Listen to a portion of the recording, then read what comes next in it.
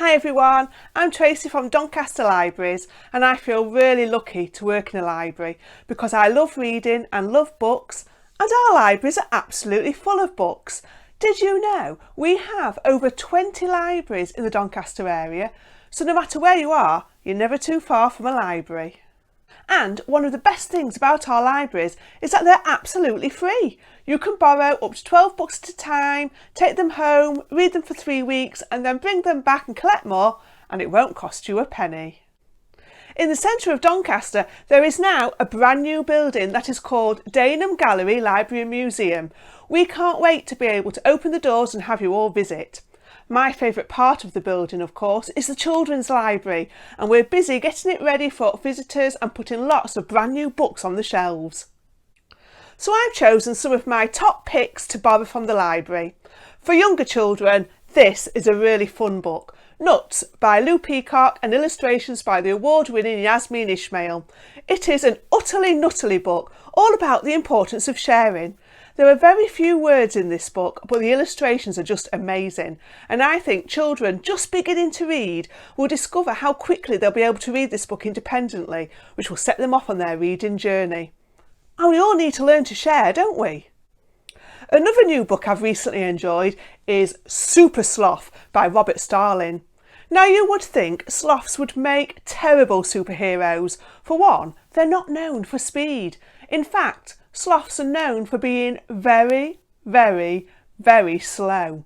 But when Sloth's arch enemy, Anteater, makes off with some prize mangoes, Super Sloth vows to save the day. Eventually. Another one of my picks is The Dot by Peter H. Reynolds. It's a fab picture book that could be used for any age group. For anyone who feels they can't do something, this book shows that with a bit of motivation and encouragement, anything is possible. Vashti thinks she can't draw and will only do a very angry dot, but she finds out where there's a dot, there's a way. It's an inspiring, motivational book about having a positive mindset, a simple story with a great message, and there is so much potential for this to be used as a whole school cross-curricular text. A really enjoyable book. Beyond the Fence by Maria Gulamatova is another book that could be used throughout school. It's about Piggy, who lives in a large house with Thomas, who knows exactly what Piggy needs and is not always kind to Piggy.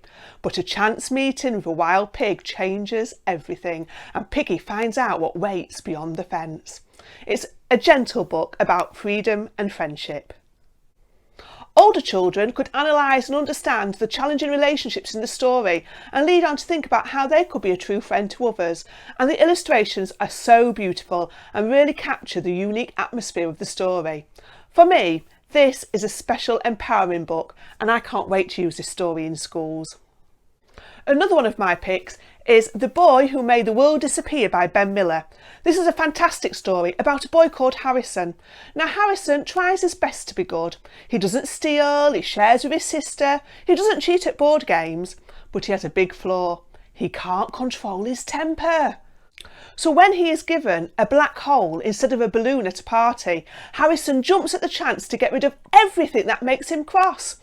But when it's not just things he doesn't like that disappears into the black hole, but things he loves too, Harrison starts to realise that sometimes you should be careful what you wish for. It was a fab story and it kept me hooked to the end.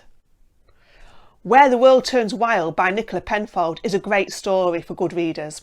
Juniper Green lives in a walled city from which nature has been banished following the outbreak of a deadly man-made disease many years earlier.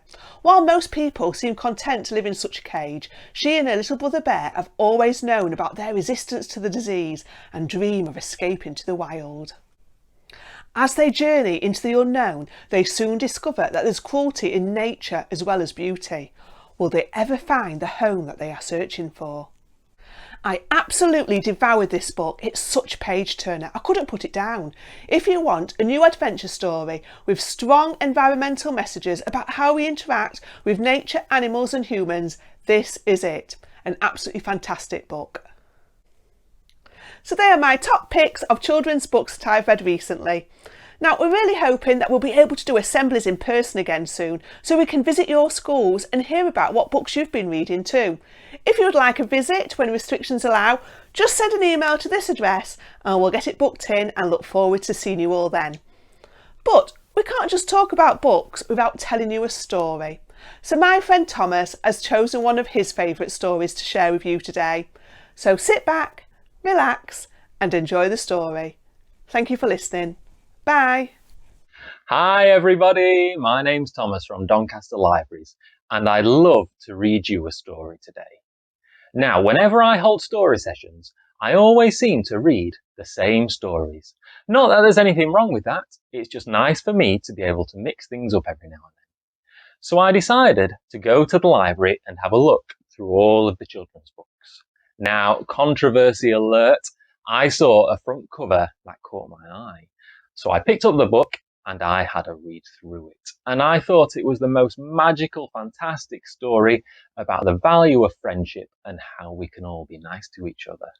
The story is The Wonder Machine, and it's by Barry Timms and Laura Brenler.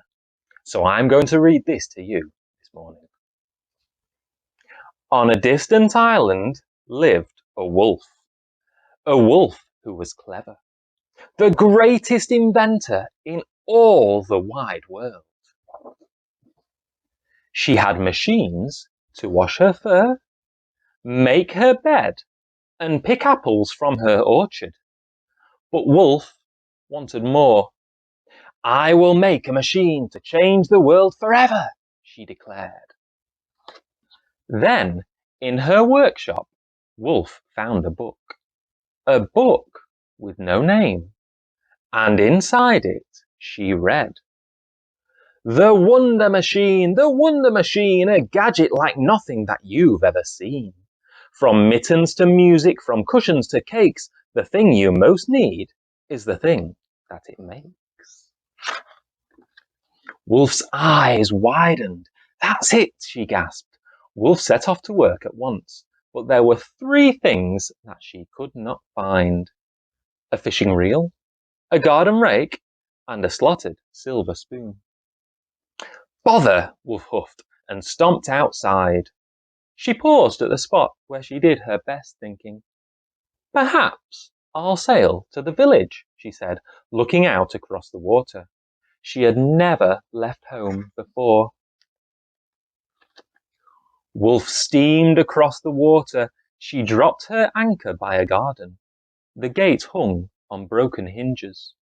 Oh dear, that won't do, she said, and with a tip and a tap, Wolf worked wonders. I can't thank you enough, said Squirrel, rushing over with some cool orangeade. Then Wolf told Squirrel her plan. The Wonder Machine, a marvel indeed, designed just to bring me the thing I most need. But I'm missing a reel and a spoon and a rake. Do you happen to have one of these I could take? Have my rake, said Squirrel, and good luck. Next, Wolf met Owl. Is that your boat? She asked. Yes, said Owl, but it's too battered to sail. Wolf's eyes twinkled. Come help me, she said. So together they turned the boat over. And with a tip and a tap, the 2 worked wonders. Then Wolf told Owl her plan for the things she still needed. Take this fishing reel, said Owl, and thank you. News travelled fast in the village. It's the wolf who works wonders, cried 2 fox cubs. Can you fix our toys? And with a tip and a tap, Wolf did just that. How kind you are, said Father Fox, and Squirrel told me all about your plan. The Wonder Machine, it's the talk of the town, it makes a bright smile out of every frown. Fox had a surprise for Wolf. I hear you need a silver spoon, he said. Please take this one in return, and do stay for dinner. Wolf had always eaten alone. As the kitchen filled with stories and laughter, she sighed happily. They danced and sang till long after dark. Wolf sailed home in the moonlight. She slept well, then tipped and tapped all day till at last her machine was ready. The wonders this will bring, said Wolf, her tail twitching. She turned the machine's handle. Cogs clattered, pistons pumped. And then came music. A merry tune. Wolf danced with joy. But when the music ended, Wolf slumped sadly. She felt empty and rather alone. She thought of the villagers, of their songs and dancing. The machine has got it wrong, Wolf howled. I don't need music, I need friends.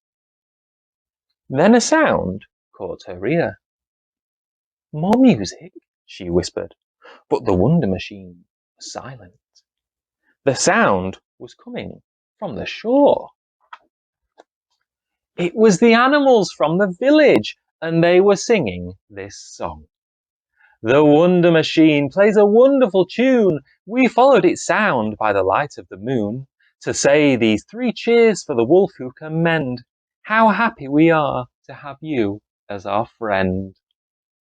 My machine has brought me friends indeed, laughed Wolf, and her face lit up with wonder. There we are. What a fantastic story. I hope that you enjoyed listening to that story as much as I enjoyed reading it.